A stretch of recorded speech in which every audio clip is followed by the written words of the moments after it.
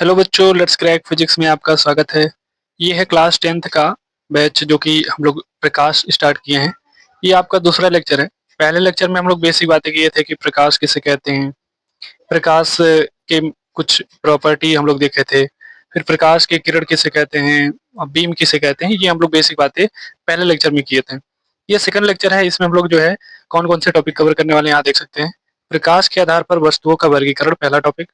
दूसरा टॉपिक हम लोग कवर करेंगे प्रकाश का परावर्तन।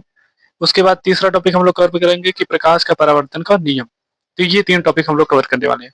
तो अगर हम लोग पहले टॉपिक पे आते हैं और प्रकाश के आधार पर वस्तुओं का अगर वर्गीकरण किया जाता है तो बहुत सारी किताबों में आपको शुरुआत में जो है तीन प्रकार के दिखेंगे कि पारदर्शी वस्तुएं, अपारदर्शी वस्तुएं, अर्धपारदर्शी वस्तुएं, या दो प्रकार के देखेंगे, दीप्त वस्तुएं, अदीप्त वस्तुएं।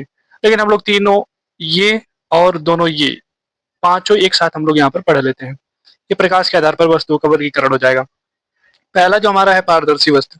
पारदर्शी वस्तु कैसे कहते हैं? तो यानी कि ऐसी वस्तुएं जिनके आर पार प्रकाश चला जाता है उसे हम लोग जो है क्या कहते हैं, पारदर्शी वस्तुएं कहते हैं। जिसके आर पार प्रकाश चला जाएगा उसे हम लोग क्या कहेंगे, पारदर्शी वस्तुएं कहेंगे। और जिसके आर पार प्रकाश नहीं जा पाएगा उसे हम लोग क्या कहेंगे, अपारदर्शी वस्तु कहेंगे। और जिसके आर पार हल्की फुल्की जाए यानी आंशिक रूप से जाए उसे हम लोग क्या कहेंगे, अर्धपारदर्शी वस्तुएं कहेंगे। और जो वस्तुएं प्रकाश उत्सर्जित करते हैं यानी स्वतः प्रकाश उत्सर्जित करते हैं उसे हम लोग क्या कहेंगे, दीप्त वस्तुएं कहेंगे। और जिन वस्तुओं से प्रकाश उत्सर्जित नहीं होता है उसे हम लोग अदीप्त वस्तुएं कहते हैं।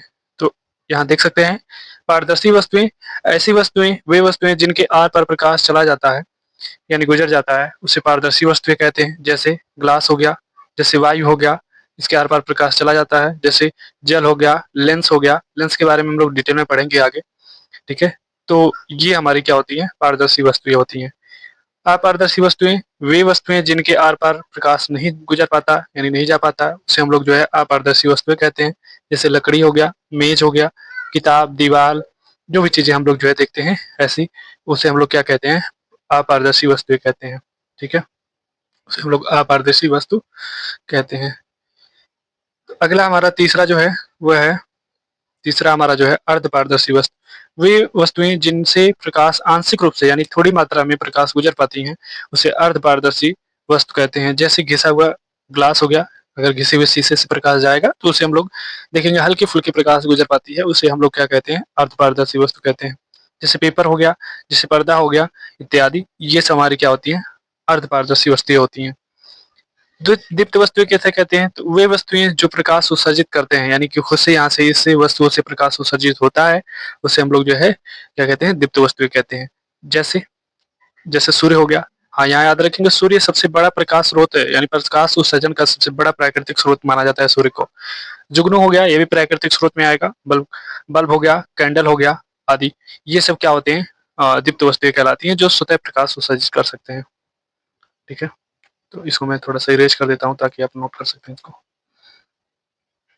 अगला हमारा है अदीप्त वस्तुएं। अदीप्त वस्तुएं वे वस्तुएं होती हैं जो प्रकाश उत्सर्जित नहीं कर पाते हैं, उन्हें हम लोग अदीप्त वस्तुएं कहते हैं। जैसे पृथ्वी, चंद्रमा, कुर्सी, मेज, दीवार, ये सब क्या होती हैं, अदीप्त वस्तुएं होती हैं, यानी इनसे प्रकाश उत्सर्जित नहीं होता है। तो ऐसी वस्तुओं को हम लोग क्या कहेंगे, अदीप्त वस्तुएं कहेंगे, ठीक है। तो अगला हमारा जो है प्रकाश के परावर्तन। प्रकाश का परावर्तन क्या होता है कि जब कोई प्रकाश की किरण किसी पालिशदार तल या दर्पण से टकराती है तो टकराने के बाद पुनः उसी माध्यम में वापस लौट जाती है, और इस वापस लौटने की घटना को ही हम लोग क्या कहते हैं, प्रकाश का परावर्तन कहते हैं। परावर्तन का मतलब ये होता है कि टकरा कर किसी चीज से वापस आना, तो उसे हम लोग क्या कहेंगे, परावर्तन कहते हैं। तो प्रकाश टकरा कर आ रहा है तो इसे हम लोग प्रकाश का परावर्तन कहेंगे। अगर कोई दूसरा चीज आएगा तो उसे हम लोग जो है जैसे ध्वनि, ध्वनि भी किसी वस्तु से टकरा कर अगर वापस आती है तो उसे हम लोग जो है प्रतिध्वनि कहते हैं, यानी कि ध्वनि का परावर्तन कहते हैं। तो उसे हम लोग इस प्रकार से, प्रकाश आ रहा है तो प्रकाश का परावर्तन यहाँ कहते हैं। जैसे अब यहाँ पर एक प्रकाश की किरण, एक किरण दिखाई गई, यहाँ पर आ रही है प्रकाश की किरण ऐसे, और ये प्रकाश की किरण यहाँ आ रही है, और यहाँ पर ये आने के बाद जो है इससे, इस पालिशदार तल से यानी परावर्तक सतह से टकरा रही है।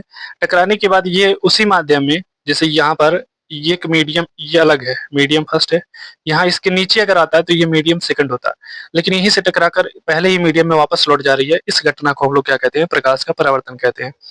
और इसमें देख सकते हैं जो आने वाली किरण है वह आपतित किरण कहलाती है, और जो घटना करके जा रही है यानी कि टकरा कर जा रही है तो इसे हम लोग परावर्तित किरण कहते हैं, क्योंकि परावर्तन की घटना करके जा रही है, इसलिए इसे हम लोग क्या कहते हैं, परावर्तित किरण कहते हैं।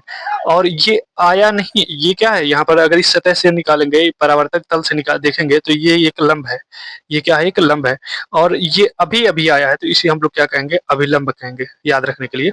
ये अभी अभी आया तो इसे हम लोग क्या कहेंगे, अभिलंब कहेंगे। ये इस पर लंब है और अभी अभी आया तो इसे हम लोग अभिलंब कहेंगे। अच्छा, यहाँ पर देख सकते हैं कोण, यहाँ तो यहाँ अभिलंब और आपतित किरण के बीच बने कोण को हम लोग आपतन कोण कहते हैं, और अभिलंब परावर्तित किरण के बीच बने कोण को हम लोग परावर्तन कोण कहते हैं। ठीक है, तो ये 2 पॉइंट याद रखिएगा। इसको मैं इरेज कर देता हूँ ताकि आप नोट कर सकते हैं।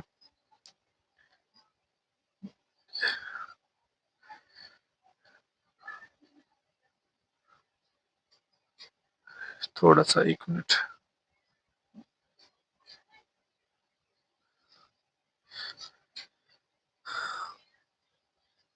ठीक है। ठीक है, तो अगला हमारा जो टॉपिक है ये है प्रकाश के परावर्तन का नियम। अगला जो हमारा टॉपिक है प्रकाश के परावर्तन का नियम। तो यहाँ 2 नियम है प्रकाश के परावर्तन के मुख्य रूप से। तो ये पहला नियम है हमारा है कि आपतन कोण यानी कि कोण आई की बात की जा रही है, और कोण आर, आपतन कोण और परावर्तन कोण स्वतः बराबर होते हैं, यानी कि कोण आई इक्वल टू कोण आर, ये हमेशा बराबर होते हैं।